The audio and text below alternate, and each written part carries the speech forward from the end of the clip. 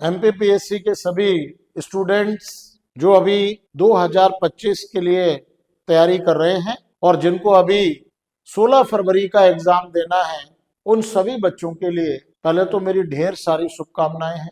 दूसरा बेटे, मैं आपको यह बताना चाहता हूं कि आपको किन किन टॉपिक पर फोकस ज्यादा करना चाहिए। टाइम बहुत कम है और ये 2 महीने का जो टाइम है, इसमें आपको पूरे जीएस के लगभग सभी टॉपिक कंप्लीट करना है, कवर करना है। लेकिन जैसा कि आप जानते हैं कि एमपी में एमपी जो जीएस है, एमपी का जो जीके है, उससे क्वेश्चंस ज्यादा मात्रा में आते हैं। तो आपको बहुत अच्छे से एमपी तैयार करना है और एमपी में आपको मध्य प्रदेश का भौगोलिक बहुत अच्छे से तैयार करना है, मध्य प्रदेश का इतिहास अच्छे से तैयार करना है, मध्य प्रदेश की कला और संस्कृति आपको तैयार करना है, मध्य प्रदेश का पर्यटन आपको तैयार करना है और सबसे महत्वपूर्ण चीज, मध्य प्रदेश में जनजातियां। 10वीं यूनिट आपके यहाँ अलग से जुड़ी हुई है और ये जो 10वीं यूनिट है, इस 10वीं यूनिट में आपको क्या करना है? इस 10वीं यूनिट के लिए आपको एमपी की, मध्य प्रदेश की जनजातियां, मध्य प्रदेश की जनजातियों का भौगोलिक वितरण। भौगोलिक वितरण का मतलब कि मध्य प्रदेश की जनजातियां कहां कहां पर केंद्रित है। जैसे पश्चिम की महत्वपूर्ण जनजाति है भील जनजाति है, उत्तर में सहरिया है, इसके साथ साथ मध्य में, दक्षिण में आप देखेंगे कोरकू है, और इसके साथ साथ इधर छिंदवाड़ा में भारिया है, और इसके साथ साथ नर्मदा के दोनों तरफ अगर हम पूर्व में और दक्षिण में देखेंगे गोंड है, पूर्व में, उत्तर पूर्व में ऊपर कोल है, साथ में नीचे पनिका है, इसके साथ जो अब कनवार है डिंडोरी में, और इसी बेल्ट में मंडला से लेकर के नीचे तक बेगा तक, हाँ क्या नाम है, बालाघाट तक बेगा जनजाति है। तो स्वाभाविक है कि इन सब का भौगोलिक वितरण जनजातियों का, कि कौन कौन सी जनजातियां मध्य प्रदेश के किस किस भाग में केंद्रित हैं, वो बहुत अच्छे से हम तैयार करें। इसके साथ साथ उन जनजातियों की विशेषताएं तैयार करें, उनकी सांस्कृतिक विशेषताएं तैयार करें, उनकी धार्मिक सारी विशेषताएं तैयार करें। ये सब एक एक जनजाति का, उनकी उपजातियां तैयार करें, सभी की उपजातियां, जैसे भील की उपजातियां, ठीक ना, भील, बिलाला, बरेला, पटलिया, रतियास, बेगास, ऐसे ही गोंड की जनजातियां हैं, प्रधान, नगरिया, नगरची, सोलास, ठीक है ना। ये सभी की जो जनजातियां हैं, बेगा की जनजातियां, नरोतिया, बरोतिया, रेमेना, काड मेना, ये जितनी भी सभी जनजातियां, इनकी उपजातियां, इनके वर्ग, इनकी धार्मिक, इनकी सांस्कृतिक विशेषताएं, ये सब बहुत अच्छे से अपन तैयार करें। इसके साथ साथ इनके संवैधानिक प्रावधान भी अपन तैयार कर लें कि संविधान में जनजातियों के लिए क्या क्या प्रावधान है, वो अपन बहुत अच्छे से तैयार कर लें। इसके साथ साथ जनजातीय कला भी अपन तैयार करें। जनजातीय कला का मतलब है कि जनजातियों में लोक गायन है, ठीक है ना, लोक नाट्य है, ठीक है, तो लोक गायन, लोक नाट्य अच्छे से अपन तैयार करें। इसके साथ साथ इनके महत्वपूर्ण पुरस्कार, सरकार के द्वारा जनजातियों के कल्याण के लिए चलाई जाने वाली योजनाएं कौन कौन सी हैं, लेटेस्ट पर फोकस हम थोड़ा ज्यादा करें, ठीक है। इसके साथ साथ हम जनजातीय व्यक्तित्व पढ़ें, जैसे भीमा नायक को पढ़ें, है ना, हम सामान्यतः खज्जा नायक को पढ़ें, हम टांट्या भील को बहुत अच्छे से तैयार करें, रानी दुर्गावती को बहुत अच्छे से हम तैयार करें, ऐसे ही सारे, है ना, गज्जन सिंह कोरकू, इनको हम अच्छे से तैयार करें। ये हम बहुत अच्छे से तैयार करें। जनजातीय व्यक्तित्व अगर आप अच्छे से तैयार कर लेते हो, फिर इसके साथ साथ आप जनजातीय साहित्य तैयार कर लो, ठीक है ना। ये जब आप पूरा अच्छे से तैयार कर लेते हो तो इधर एमपी का भी पोर्शन कवर हो रहा है और आपकी 10वीं यूनिट भी एक पूरी कंप्लीट हो रही है। साथ में मध्य प्रदेश की संस्कृति की विशेषताएं वो पूरा कर लो।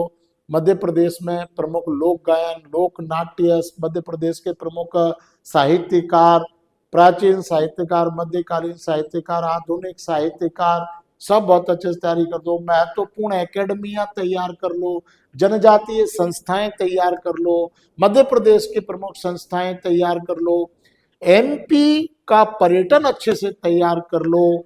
ये अगर आप पूरा तैयार कर लेते हैं, एमपी का भौगोलिक पूरा, कला संस्कृति, जनजातियों की कला संस्कृति, सारी विशेषताएं, इससे आपका एमपी जीके पूरा तैयार होता है, 10वीं यूनिट आपकी पूरी तैयार होती है।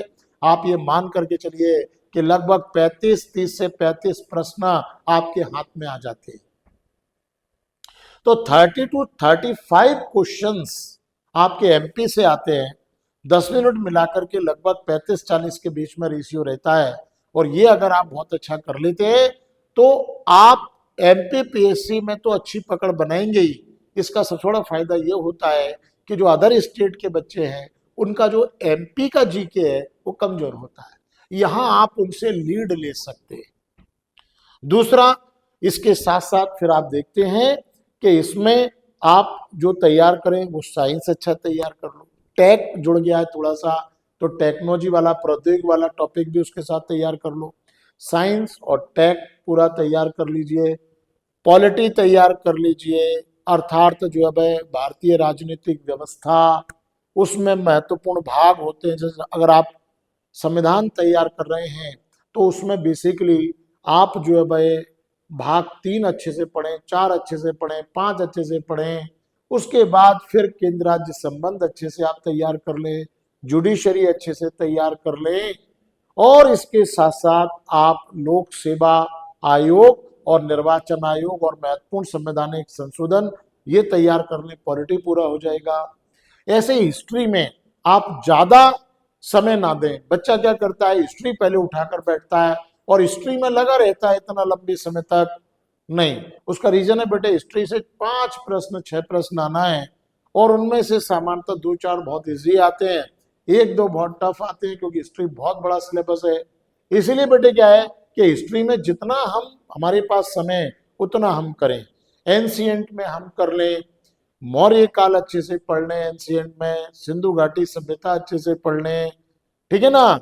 इसमें हम इसके साथ साथ हम जो है भाई इसमें जैन धर्म, बौद्ध धर्म और दक्षिण भारत के सभी महत्वपूर्ण जो है भाई वंश और उनकी सामान्यतः विशेषताएं ये कुछ जरूर कर रहे हैं। एमपीपीएससी क्वेश्चन पूछता है मध्यकाल में मुगल काल, सल्तनत काल, और उनमें भी सारा इंपॉर्टेंट पढ़ लें, स्थापत्य कला वगैरह इन पर ध्यान दें, और आधुनिक में गांधी जी पढ़ लें बहुत अच्छे से। और इसके साथ साथ भारतीय राष्ट्रीय कांग्रेस की स्थापना, उसके अधिवेशन अध्यक्ष कौन कौन रहा, ठीक है ना। इसके अलावा कौन कौन से गवर्नर जनरल, वाइस राय, कौन कौन सी संधियां कब हुई, ये अगर आप बहुत अच्छे से कर लेते हैं तो मैं समझता हूँ 3 से 4 दिन में आप हिस्ट्री को कवर बहुत अच्छे से कर सकते हैं। तो हिस्ट्री आप अच्छे से कवर कर ले, प्लस पॉलिटी आपका जो है अच्छे से कवर हो जाए, साइंस अच्छे से कर ले, टेक अच्छे से कर ले, टेक्नोलॉजी प्रौद्योगिकी।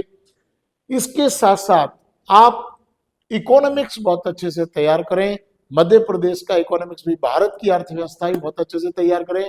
अर्थव्यवस्था में आप जो है भाई मिश्रित अर्थव्यवस्था के प्रकार कर ले, प्लस टैक्सेस कर ले, कर कर ले, राष्ट्रीय आय कर ले, बैंकिंग कर ले, इसमें आप महत्वपूर्ण योजनाएं अभी तक आई हैं वो सब आप अच्छे से तैयार कर लें। हमारे टैक्सेस में से आयात निर्यात व्यापार इनसे क्वेश्चंस बन जाते हैं, तो ये थोड़ा सा इंपॉर्टेंट है इकोनॉमिक्स भी, क्योंकि ये भी अब सिलेबस में जुड़ गई है। अर्थव्यवस्था पहले सिलेबस में सीधे सीधे नहीं थी, पर अब अर्थव्यवस्था सिलेबस में सीधे सीधे, तो आप अर्थव्यवस्था को भी बहुत अच्छे से पढ़िए। प्लस इसके साथ साथ ज्योग्राफी, इंडियन ज्योग्राफी अच्छे से कर लें। वर्ल्ड से क्वेश्चंस तो वैसे सिलेबस में नहीं है, उतना तो नहीं आना चाहिए, पर फिर भी थोड़ा सा अपन सौर मंडल से लेकर के और मेन जो चीजें वर्ल्ड की पढ़ लें, बाकी इंडियन पर अच्छा फोकस करें, ठीक है ना। भारत का पूरा भौगोलिक विभाजन वगैरह सभी महत्वपूर्ण परियोजनाएं, जैसे मध्य प्रदेश की परियोजना पढ़ें, भारत की महत्वपूर्ण परियोजनाएं पढ़ लें, कौन कौन सी महत्वपूर्ण परियोजनाएं, नदियों का क्रम क्या क्या है महत्वपूर्ण, हिमालय के बारे में पूरा पूरा सामान्यतः जो है प्रायद्वीपीय पठार और मैप अच्छे से तैयार कर लें, एमपी का भी पूरा मैप, भारत का भी पूरा मैप और वर्ल्ड का भी पूरा मैप, ये तीनों मैप बहुत अच्छे से तैयार आपको करना चाहिए। तो जनरली क्या है कि इंडियन ज्योग्राफी बहुत अच्छे से तैयार कर लें, भारत की कृषि अच्छे से तैयार कर लें, ठीक है ना। इसके अंतर्गत तो स्वाभाविक है कि अगर आप ये बहुत अच्छे से कर लेते हैं, इंडियन ज्योग्राफी बहुत अच्छे से तैयार कर लेते हैं, और साथ में फिर आप इसमें स्पोर्ट्स भी पढ़िए। मध्य प्रदेश में 4-5-6 प्रश्न और इससे ज्यादा स्पोर्ट्स से भी आ जाते हैं। स्पोर्ट्स में आपको डेड भी पढ़ना है और करंट भी पढ़ना है। एमपीपीएससी डेड क्वेश्चंस कर लेता है। ओलंपिक में भारत ने कब भाग लिया, महिलाओं ने कब लिया, ठीक है ना। अभी ओलंपिक कहाँ हुआ, अगला कहाँ होगा, ठीक है। अभी हॉकी कहाँ हुआ, अगला कहाँ होगा। अभी फुटबॉल फीफा कहाँ हुआ, अगला कहाँ होगा। महत्वपूर्ण स्टेडियम, उनके नाम तैयार कर लें। एमपी में आता है ये।